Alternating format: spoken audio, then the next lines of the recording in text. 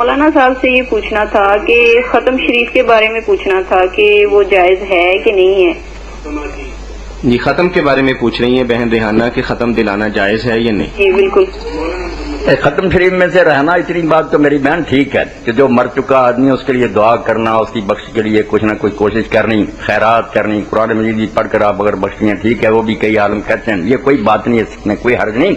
باقی جو لوگ اعتراض کرتے ہیں نا کہ کھانا سامنے ہو تو اس پر جو پڑھا جاتا ہے ایسا نہیں ہونا چاہیے، وہ بھی یہ نہیں کہتے کہ کوئی کھانا حرام ہو جاتا، وہ کہتے ہیں کہ یہ طریقہ اللہ کے رسول سے ثابت نہیں. یہ لوگوں نے ہندوؤں سے لیا. اب یہ ٹھیک ہے بات کہ ہندو لوگ انہی دنوں میں 30 دن 7ویں 9ویں 10ویں 20ویں 40ویں میں یہ رسمیں کرتے تھے. کھانا پکتا تھا، اس پر باقاعدہ برامن جو سنسکرت میں وید پڑھتا تھا، ابشرمن اس برامن کو کہتے تھے، وہ پھر ثواب پہنچاتا تھا سنسکرت. یہ ہو بو کاپی اس کی ہم نے لے لی نا. اس لیے مولانا احمد رضا خان رحمۃ اللہ آپ لکھتے ہیں کہ جو یہ بیوقوف سمجھتے ہیں کہ تب تک کھانا سامنے نہ آئے اس وقت ثواب نہیں پہنچتا، نادان ہے.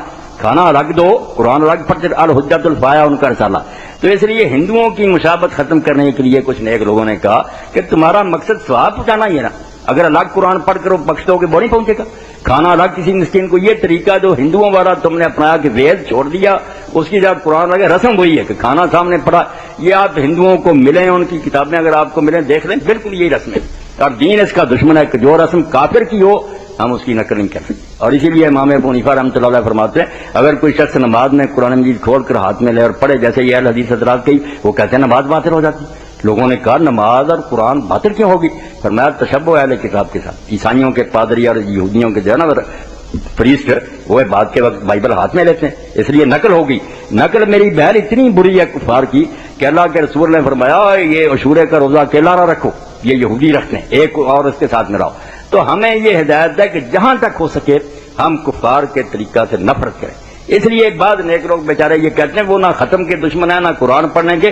لوگ بات سمجھتے نہیں، الجھا دیتے ہیں، کہتے ہیں یہ دشمن ہے مردوں کے. وہ کہتے ہیں قرآن الگ پڑھ کر بخشو، خیرات کرو، جو جی چاہے کرتے. مگر یہ طریقہ کھانا سامنے ہو اس کو ضروری بھی سمجھتے ہو، اس وقت شروع ہی نہیں کرتے جب تک مولوی صاحب کے پاس دودھ بھی نہیں پہنچ سکتا. یہ تو خدا اعلیٰ حضرت لکھنا ہے، کوئی دین میں نہیں، کہیں نہیں یہ لکھا کر اسی وقت ثواب پہنچے گا یہ اکٹھے ہوں. جی ریحانہ بہن بات کلیئر ہو گئی جی، مہربانی. جزاکم اللہ جی.